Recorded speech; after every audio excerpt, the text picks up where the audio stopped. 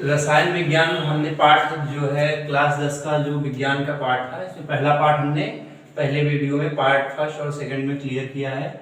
इसके बाद ये पाठ दूसरा है केमिस्ट्री का, जिसका नाम है अम्ल, क्षार और लवण। ठीक है ना, तो हम इसके बारे में पढ़ेंगे। इस पाठ के बारे में हम पहले भी क्लास 6, 7, 8 में छोटी कक्षाओं में इन सब के बारे में छोटी छोटी जानकारी हमको दी गई है किताबों में, लेकिन अब क्लास 10 में जो है इसके बारे में हम पढ़ेंगे। सबसे पहले इसका पाठ का नाम है अम्ल, क्षार और लवण, एसिड, बेस एंड साल्ट। पहले पढ़ेंगे अम्ल क्या होते हैं, अम्ल के भौतिक गुण क्या होते हैं। ठीक है, तो अम्ल क्या होते हैं हम जानते हैं, वे पदार्थ जो स्वाद में खट्टे होते हैं, वे पदार्थ जो स्वाद में खट्टे होते हैं उन्हें हम अम्ल कहते हैं।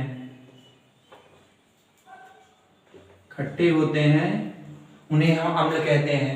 तो जैसे जितने भी पदार्थ आप जानते हैं वो स्वाद में खट्टे हैं, उन्हें अम्ल कहते हैं। उदाहरण जैसे आपने ले लिया HCl अम्ल हो गया, सिरका हो गया, हाइड्रोक्लोरिक अम्ल हो गया, सल्फ्यूरिक अम्ल हो गया ना, HNO3 हो गया। ये सारे अम्ल क्या हैं, अम्ल कहलाते हैं, क्योंकि इनका स्वाद कैसा होता है, खट्टा होता है। और दूसरी चीज ये क्या है, एक विलयन है। ये क्या है, एक विलयन के रूप में है ये सारे। और इस विलयन में, इस अम्लीय विलयन में अगर हम लिटमस पत्र डालते हैं, अगर हम लिटमस पत्र डालते हैं तो ये अम्ल क्या करते हैं, नीले लिटमस पत्र को लाल कर देते हैं।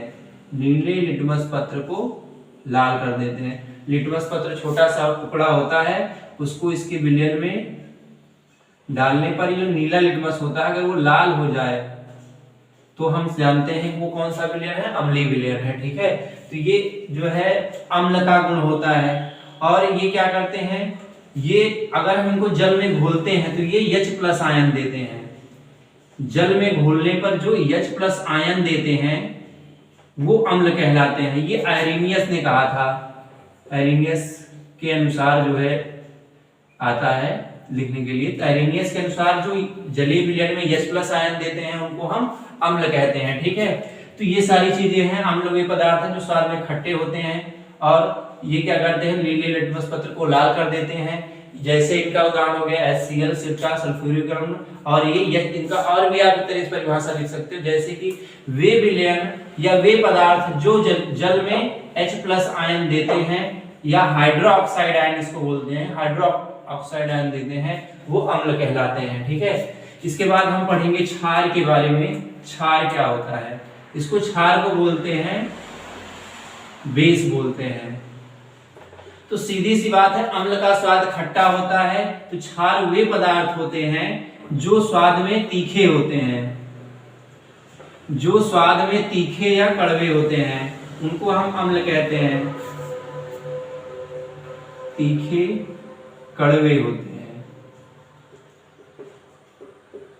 वे क्या कहलाते हैं, क्षार कहलाते हैं। इसको भस्म भी बोलते हैं, इसका एक नाम है भस्म।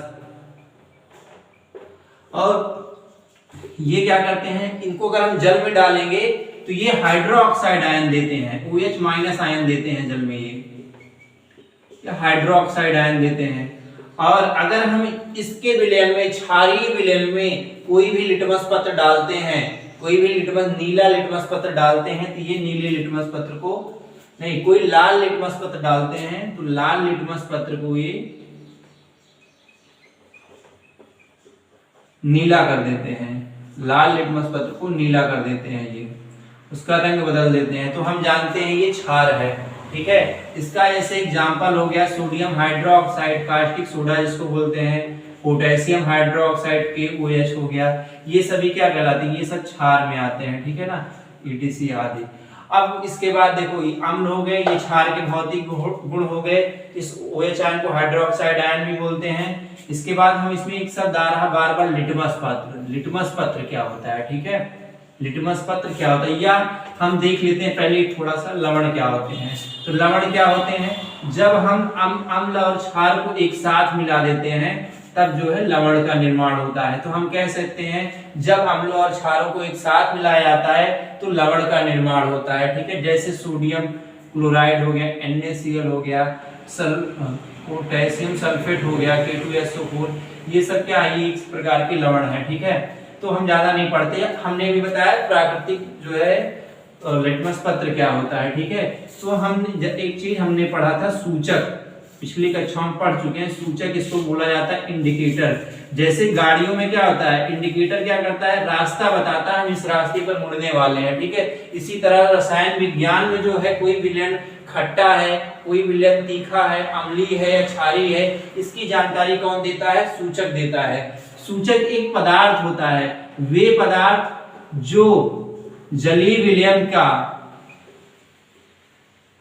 जो जलीय विलयन के अम्ल या क्षार होने की पहचान कराते हैं,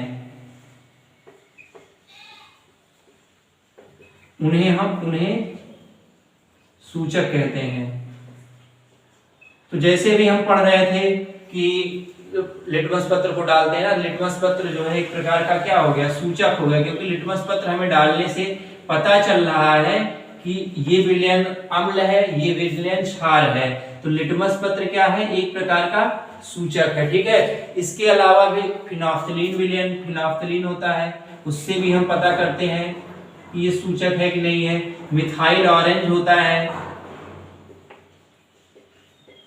और प्राकृतिक सूचक भी होते हैं। ये तो कृत्रिम सूचक हैं सारे, ठीक है, जो हमारे द्वारा बनाए गए।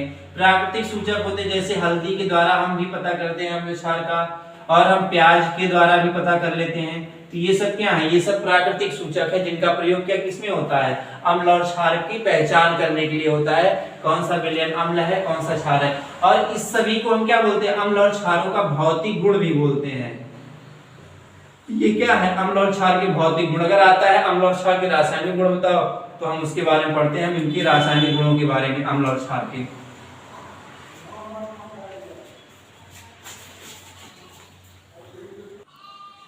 देखो हमने पढ़ा अभी तक भौतिक गुणों के बारे में, अब रासायनिक गुणों के बारे में पढ़ेंगे।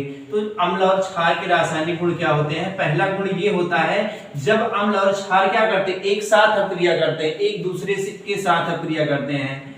जब हम अम्ल और क्षार को एक साथ अक्रिया कराते हैं तो लवण और जल का निर्माण होता है, लवण और जल का निर्माण होता है। इस पूरी अक्रिया को जो है हम एक और नाम देते हैं उदासीनीकरण अक्रिया, उदासीनीकरण अक्रिया।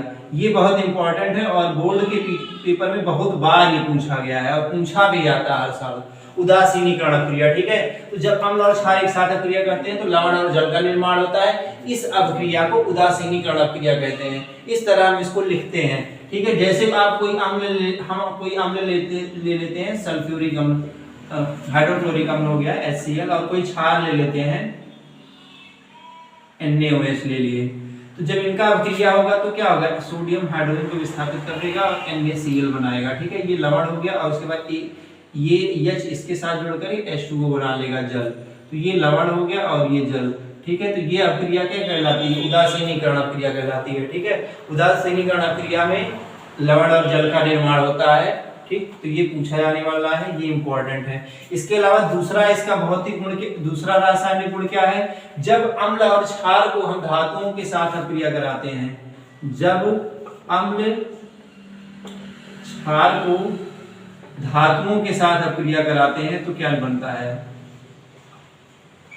धातुओं के साथ अभिक्रिया कराते हैं तो अम्ल और क्षार, अम्ल को हम धातु के साथ अभिक्रिया कराएंगे तब लवण और हाइड्रोजन गैस का निर्माण होता है, हाइड्रोजन गैस का निर्माण होता है, ठीक। कोई अम्ल हो गया HCl, और कोई धातु हो गई सोडियम, इसके साथ अभिक्रिया कराएंगे तो NaCl लवण बनाएगा और हाइड्रोजन H2 गैस निकलेगी, ठीक है। तो ये अभिक्रिया होती है। तो इस अभिक्रिया में क्या होता है, लवण और हाइड्रोजन गैस का निर्माण होता है अम्ल और जब धातु से करती है। जब कोई क्षार भी जो है क्या करेगा, धातु से अभिक्रिया करेगा तो वो भी क्या बनाएगा, लवण बनाएगा और हाइड्रोजन गैस बनेगी, ठीक है। तो दोनों का प्रोसीजर जो है एक ही होता है। तो ये इनके क्या हो गए, रासायनिक गुण हो गए अम्ल और क्षारों के। और हम पढ़ते हैं इसके बाद क्या है कि जब तीसरा है कि जब अम्ल जो है धात्विक ऑक्साइड के साथ अक्रिया करते हैं, अम्ल किसके साथ अक्रिया करते हैं? धात्विक ऑक्साइड के, तो ऑक्साइड से, तो जैसे कोई अम्ल हम ले लेते हैं NaCl ले लिए और कोई धात्विक ऑक्साइड ले लेते हैं, ठीक है। तो अगर हम किसी भी अम्ल को धात्विक ऑक्साइड के साथ अक्रिया कराते हैं तो धात्विक ऑक्साइड CuO हो गया, तो इसमें निर्माण होता है CuCl2 का और इसमें बनता है जल, ठीक है। तो इसमें ये भी क्या है? लवण है और ये जल है, ठीक है। तो जब हम अम्ल को धात्विक ऑक्साइड के साथ अक्रिया कराते हैं तो लवण और जल का निर्माण होता है, ठीक है। लेकिन इस धात्विक ऑक्साइड की प्रकृति कैसी होती है? क्षारीय हो जाती है, फिर क्षारीय प्रकृति का होता है। ऐसे ही हम क्या होता है, जब हम क्षार को क्या करते हैं, क्षार जो है वो अधात्विक ऑक्साइड के साथ अक्रिया करते हैं, अधात्विक ऑक्साइड के साथ, तो ये भी क्या होता है? लवण और जल का निर्माण करते हैं। और यहाँ पे जो अधात्विक ऑक्साइड है इसकी प्रकृति अम्लीय हो जाती है, अम्लीय प्रकृति का होता है, ठीक है। अब हम देखो, हमारे में एक प्रश्न आता है, पीतल के बर्तन में जो है दही या खट्टे पदार्थों को नहीं रखना चाहिए, पीतल या तांबे के। क्यों नहीं रखना चाहिए? क्योंकि ऐसा होता है ना, पीतल क्या होता है, एक प्रकार की धातु होती है उसमें, ठीक है, और वो खट्टे पदार्थों से जल्दी अक्रिया कर लेता है तो लवण का निर्माण करता है और वो लवण विषैला होता है, व्यक्ति का जो है स्वास्थ्य खराब हो सकता है। इसलिए पीतल के बर्तन में हम नहीं खाते हैं दही या खट्टे पदार्थों को नहीं खाते, ठीक। तो इसके बाद हम पढ़ेंगे, देखो हम तो पढ़ लिए कि रासायनिक गुण क्या होता है, भौतिक गुण क्या होता है। अब इसकी हम पहचान तो कर लिए लिटमस पत्र के द्वारा, ठीक है, लेकिन हमको कैसे पता होगा कोई चीज ज्यादा? देखो, प्रबल अम्ल किसे कहते हैं? कोई वस्तु प्रबल अम्ल है, कोई जो है दुर्बल अम्ल है, ठीक है, कोई प्रबल क्षार है और कोई दुर्बल क्षार है, ठीक। प्रबल अम्ल हो गया, दुर्बल अम्ल हो गया, प्रबल क्षार हो गया, दुर्बल क्षार हो गया। तो कैसे हम पहचान करते हैं ये प्रबल अम्ल है, दुर्बल अम्ल है? देखो, हम जैसे हमने नाम लिया HCl का, हाइड्रोक्लोरिक अम्ल का, H2SO4 का, ये प्रबल अम्ल कहलाते हैं। दुर्बल अम्ल में हमारा एसिटिक एसिड CH3COOH आता है, ठीक है। और प्रबल क्षार में जैसे हमारा सोडियम हाइड्रोक्साइड आता है, कास्टिक सोडा जिसको बोलते हैं, और दुर्बल क्षार में KOH, ये सब आते हैं, ठीक है। तो प्रबल अम्ल क्या होता है? ऐसा विलयन, ऐसा जलीय विलयन जिसमें क्या हो? जलीय विलयन जिसमें अम्ल की मात्रा क्या हो? ज्यादा हो, अम्ल ज्यादा हो और जल क्या हो?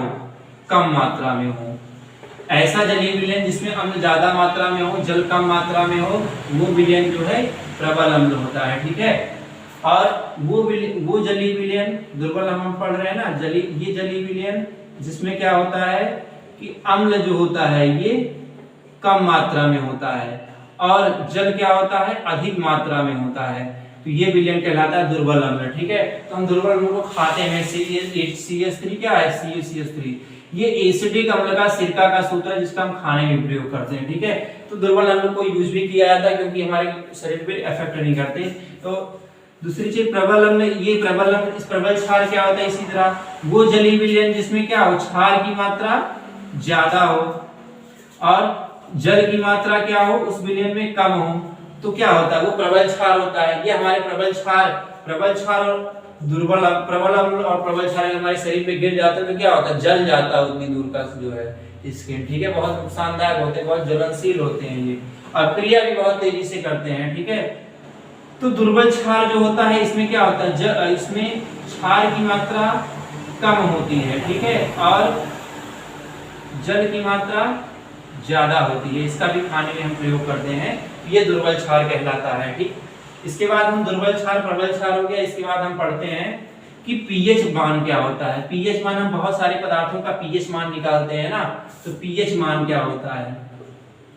पी, इसमें पी का मतलब होता है पोटेंज, जिसका मतलब होता है शक्ति, ठीक है। वो शक्ति जिससे हम पहचान करते हैं कि कोई पदार्थ क्या है, अम्लीय है कि क्षारीय, कितना ज्यादा अम्लीय है, कितना कम अम्लीय है, कितना प्रबल अम्ल है कि दुर्बल अम्ल है, प्रबल क्षार है, दुर्बल अम्ल है। एक पैमाना होता है 1 से 14 तक, 1 से 14 तक का एक पैमाना होता है ये पैमाना जो है ना पीएच स्केल कहलाता है। यही पैमाना पीएच पैमाना या पीएच स्केल कहलाता है। इसी के आधार पे हम जानते हैं कोई पदार्थ अम्ल है, कौन सा क्षार है। ठीक, तो सबसे बीच में 7 होता है, इस 7 को माना जाता है उदासीन माना जाता है। ठीक है, इसके ऊपर क्या होता है, इसके ऊपर अम्लीयता बढ़ती है। इसके ऊपर जो है 7 के ऊपर से 6 जाएंगे, 5 जाएंगे, 4 जाएंगे, तो अम्लीयता क्या होगी, बढ़ती है इसकी। ठीक है, और नीचे की तरफ आते हैं तो यही क्या होता है, क्षारीयता बढ़ती है, क्षारीयता बढ़ती है तब।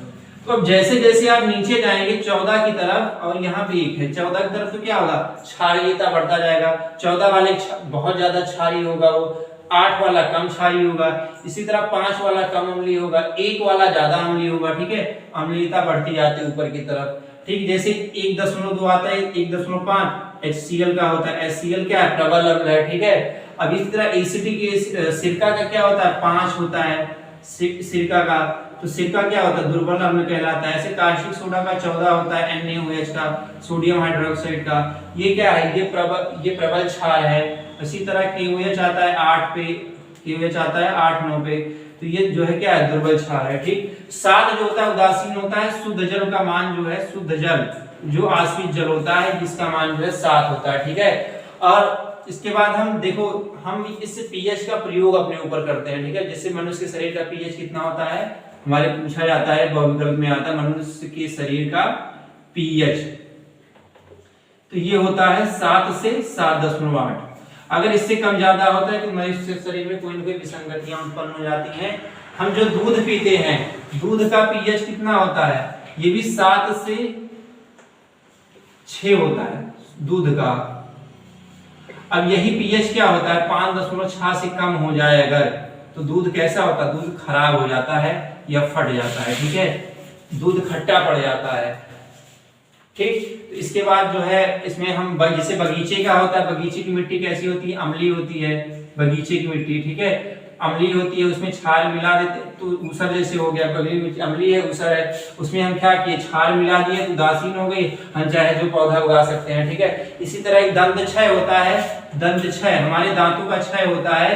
तो अगर हम जो है मुंह में जो भोजन करते हैं, अगर उस भोजन का जो है हम रात में भोजन करते हैं तो उसमें जो फंसा रहता है खाने वाला पदार्थ, वो रात में अगर उसका पीएच मान जो है 6 से कम हो जाता है तो हमारे दांत का क्षरण प्रारंभ हो जाता है। इसीलिए हम ब्रश करते हैं वो क्षार होता है, टूथपेस्ट करते हैं, और उदासीन मुंह को बना देता है, तो जिससे हमारे दांतों का क्षरण रुक जाता है।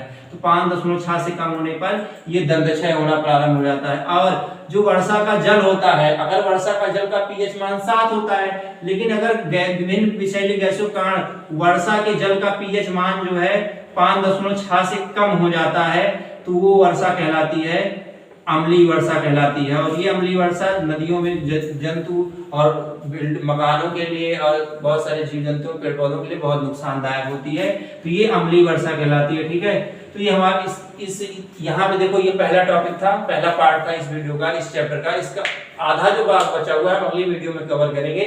और इसकी जो नोट्स होगी, अगर आपको चाहिए होगा तो आप हमारे व्हाट्सएप ग्रुप में उसमें कमेंट कीजिएगा, जुड़ जाइएगा। नीचे हम आपको डिस्क्रिप्शन बॉक्स में लिंक उसका दे देंगे, आप जुड़ जाएगा, आपको इसकी नोट्स आपको मिल जाएगी, आप लिख सकते हैं। ठीक है, धन्यवाद।